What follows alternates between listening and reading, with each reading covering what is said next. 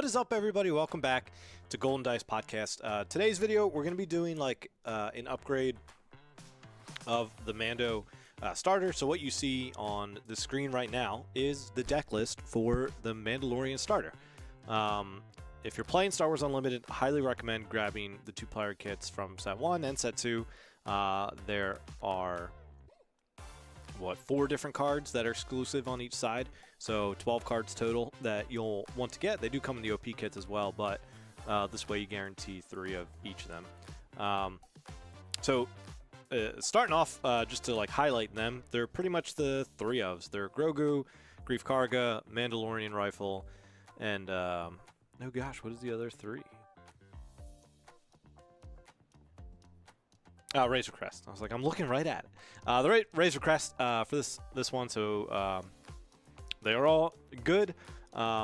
Looking back to Set 1, the Sabers generally stayed with Luke and generally stayed with Vader decks, and I expect Mandalorian's Rifle to really only be played with Mandalorian, but Greef Karga, Grogu, and Razor Crest all can definitely see play outside, especially Grogu and especially Razor Crest.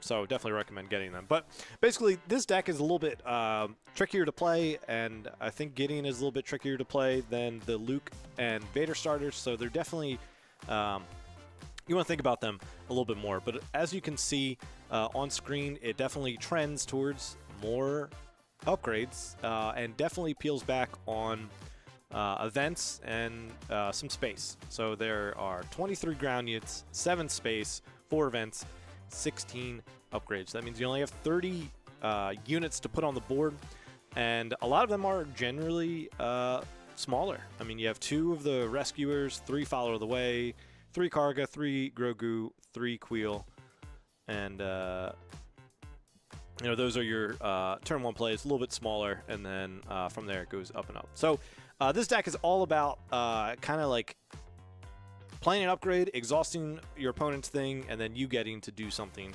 And so they're like a little bit behind. You got Surprise Strike to pump damage.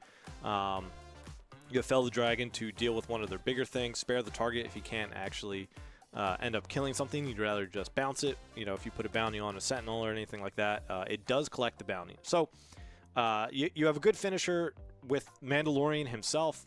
Fennec is also just a great unit to really keep things off the board with her on attack, dealing 1 damage to the defender for each different cost among cards in your discard pile. So, I mean, I truly think the biggest downside of this deck is like some of the upgrades that we do get.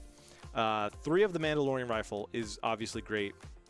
And I also want to highlight Snapshot Reflexes. That's become one of my favorite cards in the starter deck, but some of the other ones can be a little bit, weird. Foundling isn't as relevant at times. Sometimes it's just nice for a +1/+1 and exhaust something. The bounties I've struggled a little bit with. Wanted and Public Enemy, sometimes I feel like they're just not doing a lot. Rich Reward is probably actually my favorite of them, giving out experience tokens. And the Grapple Shot and Mandalorian Armor are a little bit more weird. Grapple Shot exhaust on attack, but it is a +2/+2 for 2. But the Armor I like because it costs 2, it's a +1/+3, and when played, if attached unit is a Mandalorian, give a shield token to it. So obviously putting that on your leader, exhausting something, giving him a shield token are all very good things. And then he also becomes a 5/10, which is pretty nice. But yeah, so Mandalorian, again, so if you're like, well, why do we care about the upgrades? Just a quick refresher on him as well is when you play an upgrade, you can exhaust this leader. If you do, exhaust an enemy unit with 4 less remaining HP. Comes out at 6 as a 4/7. His flip side says you may exhaust an enemy unit with 6 or less HP, and that's the same when you play an upgrade. So you want upgrades. 16 feels like a lot, but I like this deck. I'd encourage you to buy it and try it. And we're going to talk about upgrading it to rares, and we're going to talk about upgrading it to legendaries. And then we're going to talk about just a different color that I'm kind of interested in trying Mando once he's released, getting out of blue. So we'll go ahead and jump in and look at some of the rares. So I definitely do blow this deck up a little bit. Like I said, just some of the things in practice didn't feel very like premier viable, which is okay for a starter, right? There's some good cards in there. You know, as you can see, like I still have snapshots in there. Surprise strikes actually went up in the amount. I'm still keeping Grogu, and Mandalorian's rifle and the Razor Crest and Fennec in the rare slots. But we're adding some really good upgrades of almost trying to hone in on what we want. So we're going up to 3 snapshots, and then we're also bringing in probably my favorite upgrade this set. Definitely favorite upgrade, arguably maybe even one of my favorite cards in the set, which is the Hotshot DL44 Blaster. It smuggles in yellow, so even though it's a red card, you should include it. And it smuggles for 3, and when played using smuggle, you can attack with attached unit, so it's +2. So even deploying Mando, playing this on him for 3, he hits for 6, you can exhaust something, and still have 3 resources left to play with. So I like it a lot. It's a really good card and is going to feel amazing, and the same reason that I like Snapshot Reflexes, because that's a when played, you may attack with attached unit. So that's only a +1/+1, and it has to be from hand. You can't smuggle it like the Hotshot. But putting that on Mando, he's now a 5/8. He attacks base. And then even earlier turns, like putting this on, it's not non-vehicle, so you can put this on your Restored Arc and hit. You could put this on Ezra Bridger and hit. You know, Grogu, a little bit more nervous at times. The Cloud Rider probably is going to die, so there's even an argument for the Cloud Rider to come out, simply because it gives you less targets for some of your upgrades. But really, I'm just trying to like trade and do fine, and then get to Mando and just have him kind of go crazy. I was a big fan of Chirrut set 1, so I'm almost trying to take like a similar approach. And we do bring in some removal with the rares. You know, getting 3 takedowns and 2 Rivals Falls felt a lot better. Going back and looking at the last one, you didn't really have removal. You had 1 Fell the Dragon and 1 Spare the Target. And so at times in our earlier games, I'd be like playing against Brian, I'd be gripping Fell the Dragon because I knew it was the only one. And if you played the Gideon's Cruiser, I didn't have an answer to it. So sometimes it was just like sitting in my hand for a while. And there was one game where you just never played the Cruiser and just played like 6 small guys. So Fell the Dragon didn't really do anything for me there. But Takedown opens it up, and Rivals Fall just lets me hit anything. So even in a pinch, I can hit like an upgraded unit on the ground. You know, you can hit any leaders that are scary that might come out and just wreck Mandalorian, right? You could just defeat like a Vader or something like that who comes out a turn later. So I like going up to that removal package, getting the takedown, and then going to some of our like our 5, 6, 7 slot can kind of be a little awkward. You definitely could go and bring in Kanan because you do have Ezra if you want some restore or want some discard. He's not bad. But I went with Zori Bliss simply because she can be smuggled, and I like having that flexibility of like I can keep some upgrades in my hand, and I can smuggle L3, I can smuggle Zori, and so I can like put them into my resources and still have the option to bring them out later, but still keep the upgrades in my hand that I would want for Mandalorian. So that's my like current thinking, and the number of smuggled units that you have can definitely change and go up if you feel like you're needing a little bit more on that. And then also looking at Fen Rao in the 6-drop, he's interesting, and he just kind of synergizes with what you want to do of having upgrades. Now there's no real perfect like 2-cost in this. Ultimately, he's really only going to hit Snapshot Reflexes and Jetpack probably. I mean, you certainly could play the Blaster on him from hand. It would still cost 1 because the aspect penalty of it being a 1-cost red card. It isn't bad, but basically if you can play the... I mean, even though some of those things, so you probably do want to tweak it a little bit. Maybe you do want to bring in a Devotion. Maybe you do want to bring in like an Electro Staff and like change out the Jetpack. And maybe even the Hotshot is a little like awkward in here, but I do like it because his whole thing is when you play an upgrade from your hand, it costs 2 less. When you play an upgrade on this unit, give an enemy unit -2 for this phase. So again, Snapshot and Jetpack can go on there. There's no issues with that. It's just that if you play Snapshot on him, he's not going to be able to attack because he'll be exhausted. And you can play the Jetpack on him, and actually like isn't terrible. Jetpack is another smuggled item, a smuggled upgrade. Cost 2, attach to a non-vehicle unit. When played, give a shield token to attached unit. At the start of the regroup phase, defeat that token. and you can smuggle it for 4. It has +2 attack, +0 health. So, I mean, it makes him a 7/6. He gets a shield, so he's probably going to live to the next round. And then he gives -2, -2, and then, you know, you can also exhaust something with Mandalorian's ability. So, like, he has that synergy there, but maybe those 2 upgrades aren't the best, and that's certainly something you can tweak with. But this is where I would go, and I did try to stay for set 2 cards. I mean, you know, obviously I brought in Spark Rebellion as a rare. I brought in Ezra, but that's kind of really it from the previous sets. Snapshots reprinted out of the Restored Arc, but again, those are commons and uncommons that you should be able to get. Somebody in your play group, somebody in your local should have those cards as well. But yeah, just keeping Ezra in for, you know, his ability when this unit completes an attack is always just something nice. Being able to see what you have. If you don't want it, discard it. You can leave it on top if you can't afford it, but you want to keep it. But if you can play it, obviously you get card advantage by doing that, and that's great. Restored Arc, just a 2/3 in space. Restores 1, like, it's fine. For a 3-drop in space, I didn't want to just have Restored Arc and Razor Crest, so we included the Concord Dawn Interceptors, which is new. It's an uncommon, it's a Sentinel, and while it's defending, it gets +2, so even though it's a 1/4, it'll be able to eat up some of those pesky A-Wings and whatnot that we all know are in space. And it's got 4 health, so it will live through these 3 attack space units that we've been seeing a lot of. So this is where I would go for rares. Still looking pretty good. Obviously brought Fennec up to 3, but even she's still an uncommon. So to me, if you're going budget, this seems like a decent place to start. The hot shots are probably going to be the most expensive part of this deck. So we're going to go ahead and jump over into the legendaries. It is still pretty similar list, but what we're bringing in is we're taking out the Concord Interceptors, and we're adding in the Falcon. We're taking out Fennec. We're bringing in Luke Skywalker, and we are dropping the jetpacks and playing the Darksaber. So the Darksaber is nice. It still does work on Fen Rao, but there's no aspect penalty. You still will have to pay 2 for it, though, since he decreases. But that's generally the gist of it. This feels really good to bring in Luke Skywalker. He's one of the best. If you have Mandalorian and Skywalker on the board, it's going to be hard for your opponent to deal with. There could be an argument that, again, Falcon maybe isn't it, because going down a resource each time can create some issues for you.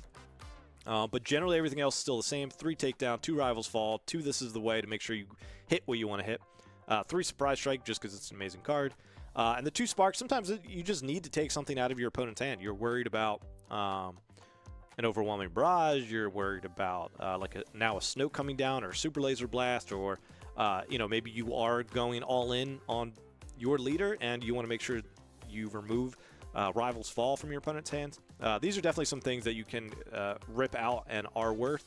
If you don't like this and you want another body, you certainly could bring in someone like Kira into the deck, certainly as well, again, to help kind of like that middle, because it jumps from a bunch of 2s to some decent, 2 decent 3s with Ezra and Falcon, and then it goes 2 Razor Crest into 2 Zori, into 3 Fen, into 3 Luke. So there's definitely some wiggle room to work with a lot of this stuff, but it definitely interests me of where you can go with this. I mean, the upgrade package just seems solid in that Hotshot, Snapshot, Mandalorian Rifle, and the Darksaber.